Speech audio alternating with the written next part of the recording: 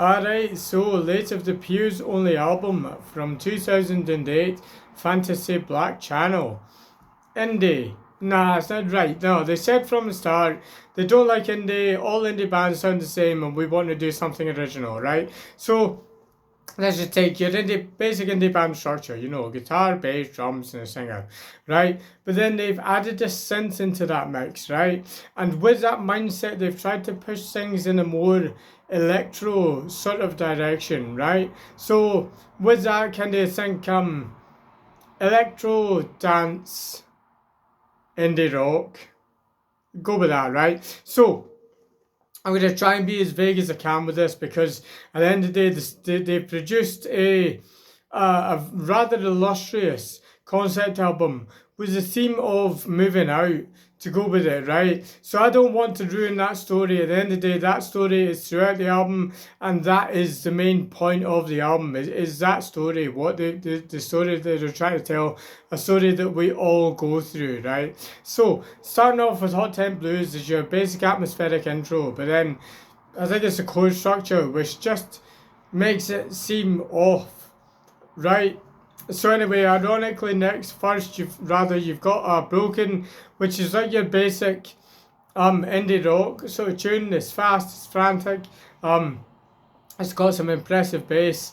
There's a wee bit of synth in there, but not too much at all. Nothing scary, nothing to turn you off, right? This is the first time you get to hear the singer, who has a kind of teenage angst, angry screamo sort of version of Talking Heads or XTC about him, right? And so with all these together, it feels like quite familiar, homely sort of plays. You understand what's going on, right?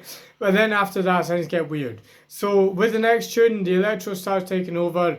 Predominantly, the bass is fuzzed up to hell with plenty of distortion, and the whole thing feels very hurried, like something's happening and you need to run away, right? The bass are coming next has this kind of idea of change about it. So it starts with the primordial wooden percussive beginning, right? And it becomes like you're in the middle of a circus. With all the rides going about you and those tunes like dun dun dun dun dun dun and all that. It's this electro stuff that's going on and you don't know where you are, do you? Right? Next, Random Fiddle takes us up to max, so it's the electro up to 11, and in fact you could even more specify this. You're now on the ghost train ride in a carnival, or that one where you step out into a hall of mirrors and you've no idea what's going on, right? The electro is up to maximum and it is something totally different from what you heard in Broken, right? And so there you go, you've got your basic thing, there's the familiarity and homeliness of indie rock, I guess, and then there's the totally unfamiliar and uncertainty of the electro, of the dance kind of taking over, right? And you've got this power struggle between the two. So Heartbeat goes on more the indie side. Whitesnake is an interesting one because it's like an electronic update of hardcore punk you might have heard before, right? VW is an instrumental where, things get weird. Focus a really good one. The electro takes over in that one. It's insanely fast and insanely frantic. And halfway through, it feels like you're falling into the abyss. Hear that major with the singer. It's like he's crying out in agony. Like you've fallen into a black hole and God knows where you're going to come out, right? So anyway, on the other side, you get tunes like The Enemy is the Future or Mad Dogs and Englishmen bleeding into Bathroom Gargle, where this new electro thing is taking over. And it's melding with the familiar indie that came before, and you're finding yourself in a new place, one which by the end you get, but of course the whole thing is the journey between the two, and And to be honest, I think they actually tell that story incredibly well, right? Of course, you listen to it, you imbue it with your own things. This album does that so well, is that it tells the story, but then because it's a story that we've all been through, you can so much have your own thoughts, whether you've done it before or whether you're about to do it. You can have your own thoughts about what that transition feels like. And you can hear that in this album.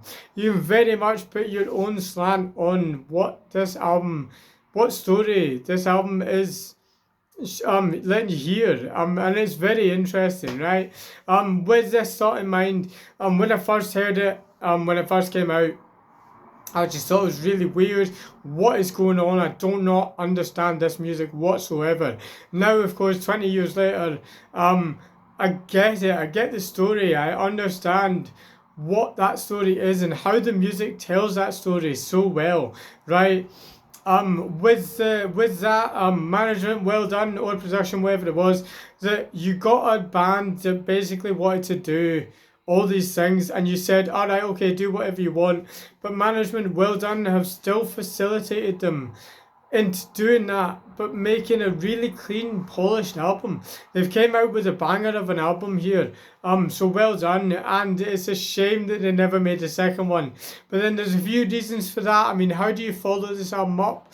Is one, the main thing I would think is that the drummer died sadly. Dawson, shame, because Fokker and Space in the Woods were incredible for the drums.